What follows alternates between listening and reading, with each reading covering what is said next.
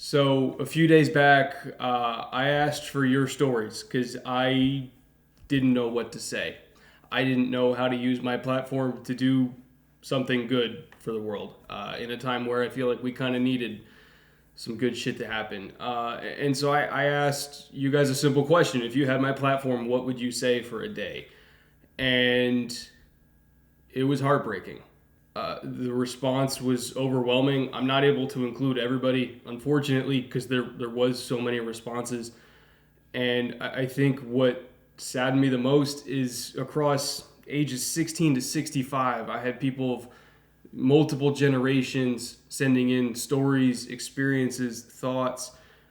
Black, Hispanic, East Asian, Southeast Asian. I mean, every walk of life.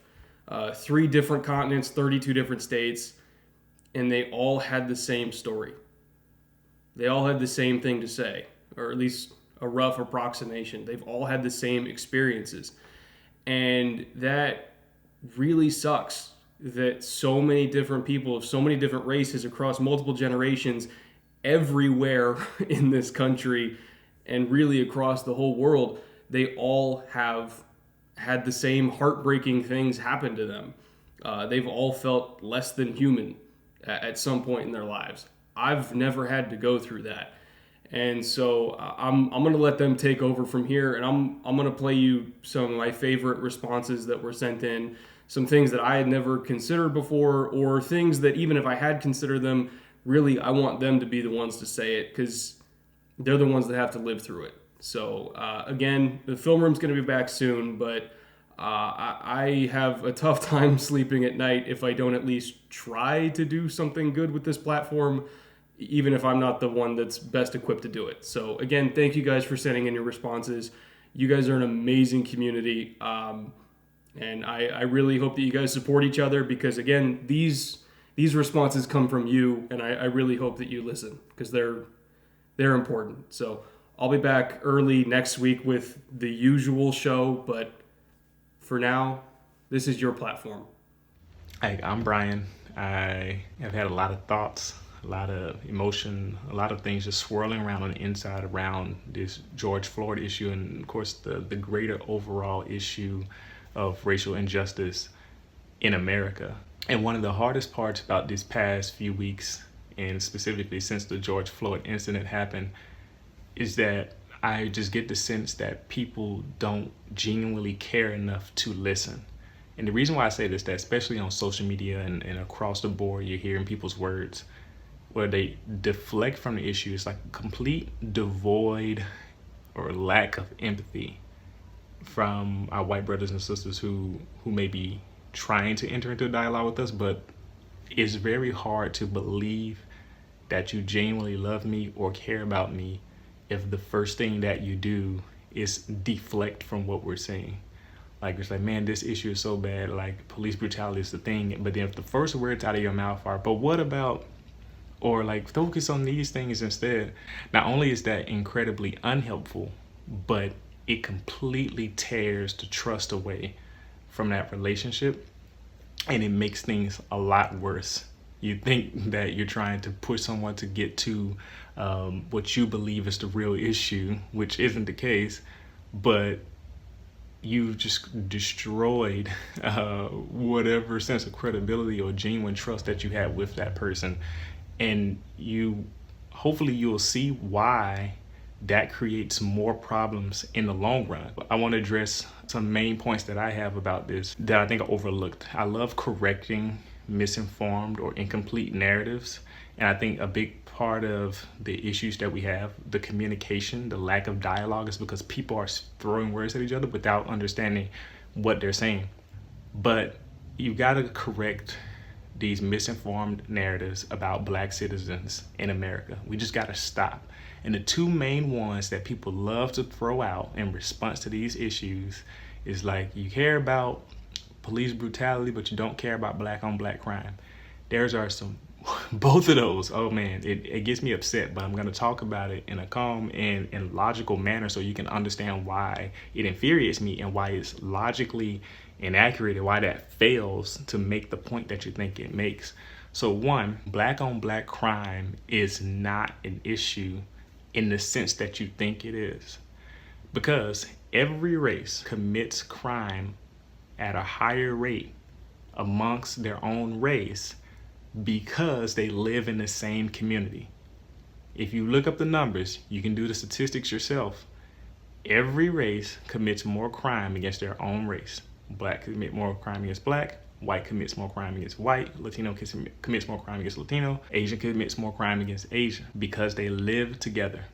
Other races aren't busing into your community, committing crimes and then leaving. That does not happen. So it literally does not make statistical sense or logical sense to argue that black on black crime is the real issue when literally every other race has that same phenomena going on. So if you're going to say black on black crime is an issue, then you have to say white on white crime is an issue. You have to say Latino on Latino crime is an issue. You also have to say Asian on Asian crime is an issue, which you guys aren't willing to say that, are you? And so if that's the case, then you have a logically inconsistent and failing argument.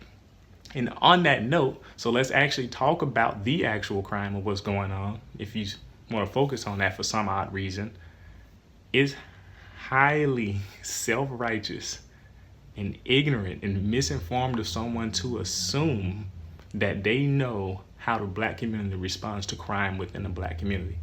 It's got to be one of the most self-righteous things I've ever seen in my life, because you obviously don't live in a black community and know people in it.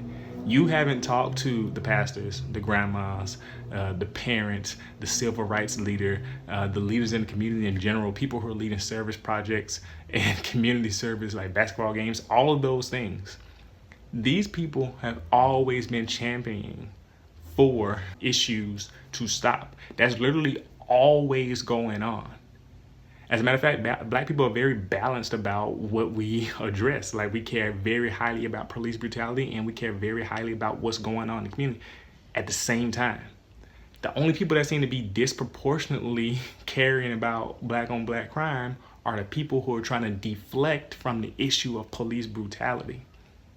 And it's funny because I hate answering that. I hate giving a justification for that because I don't want to set the precedent for other black people to feel like we have to justify our humanity and justify our activism. I don't want to set that precedent. We don't have to do that. But for whatever reason, and I know why, it's become a politicized argument to try to deflect from police brutality by trying to turn the issue to black on black crime. Black on black crime. That started in the 80s, that political terminology there. And it's been faulty logically ever since then. And so I'm saying all this to say, please, if you run across people who use that logic, please stop them in their tracks and counter it immediately. Even if it's not for their sake specifically, let it be for the sake of people who run across their arguments. And if you are using that argument, please stop, because I just showed you it literally does not work logically, mathematically, in any form. Like it doesn't work. And so we have to stop deflecting from the issue. And it's like, so y'all love me when I go and make a tackle, get an interception, cause a fumble, but you won't let me date your daughter? You know, that's hurtful. And I had never really spoken on a lot of this stuff because I think I just wanted to not believe it.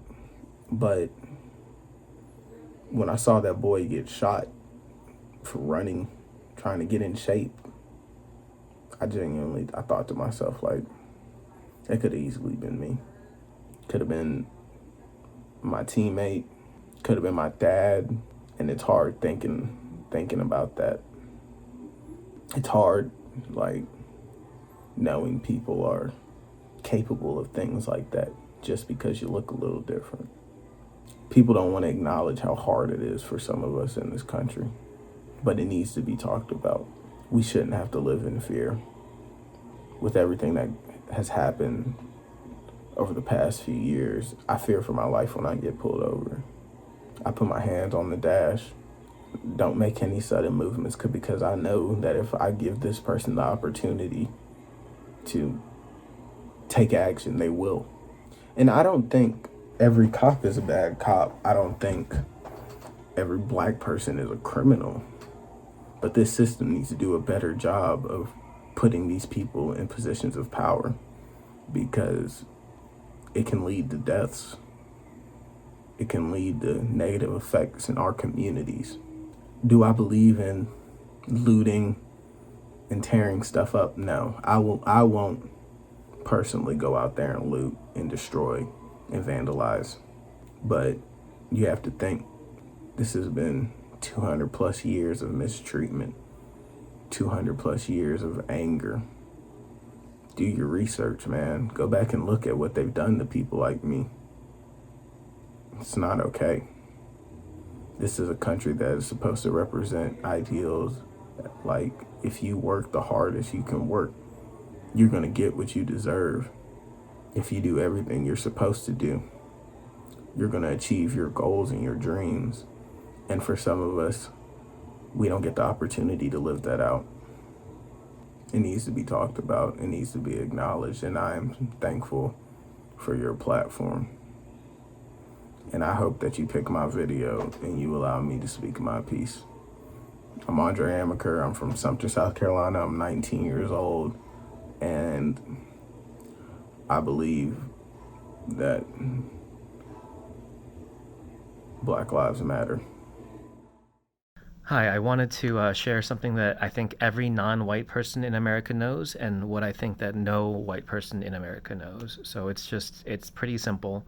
It's every day for our entire lives, when you enter any job or office or bar or party or building or wedding or anything, every single time you walk through that door, you take stock and see how many white people there are and how many non-white people there are. And that really determines not only how you act, but how you feel. Like, do you feel safe? Will something racist be said to you that day? Will something casually racist be said to you? When you leave, like, will you feel safe? It's something that every non-white person, I think, knows exactly how that feels. And it's something that I'm not entirely sure that white people exist or aware that it's a problem. It's a fact. It's a reality. It's a daily life for us. One of my favorite quotes by James Baldwin is, "We can disagree and still love each other unless your disagreement is rooted in my oppression and denial of my humanity and right to exist." It's unfair to see people criticizing protesters on the methods or messages that we use to advocate for, basic rights. I understand that the rioting and looting is apprehensible, but we all need to understand how these things come to be.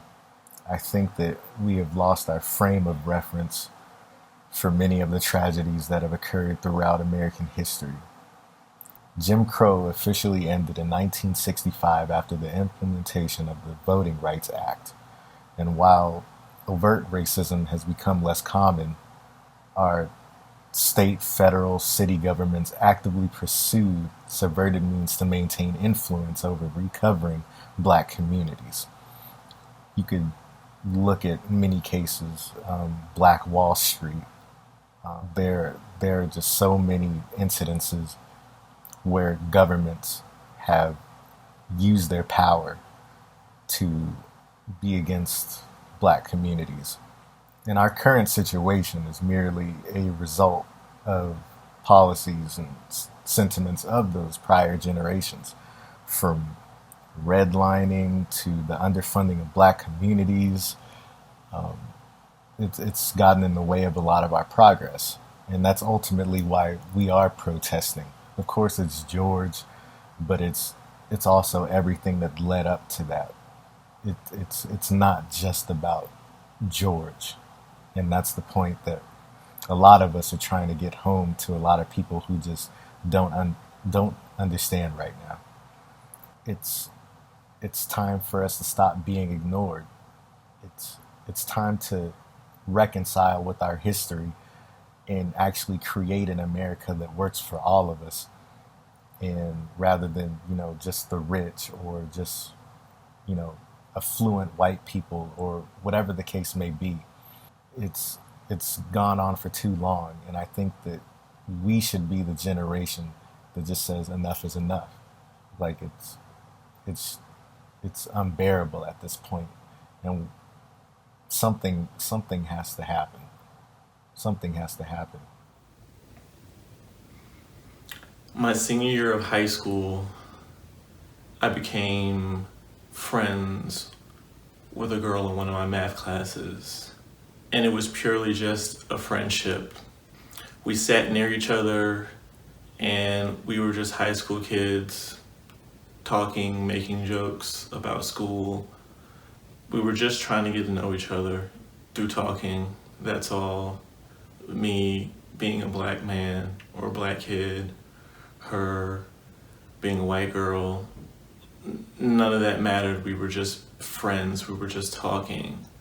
So at some point in time, I believe her boyfriend found out that she had been talking to me, or that we just been having conversations, and he got a hold of her phone one day and texted me from her phone, "You need to stop talking to her, or else I'm gonna hang you from a tree just like your grandfather."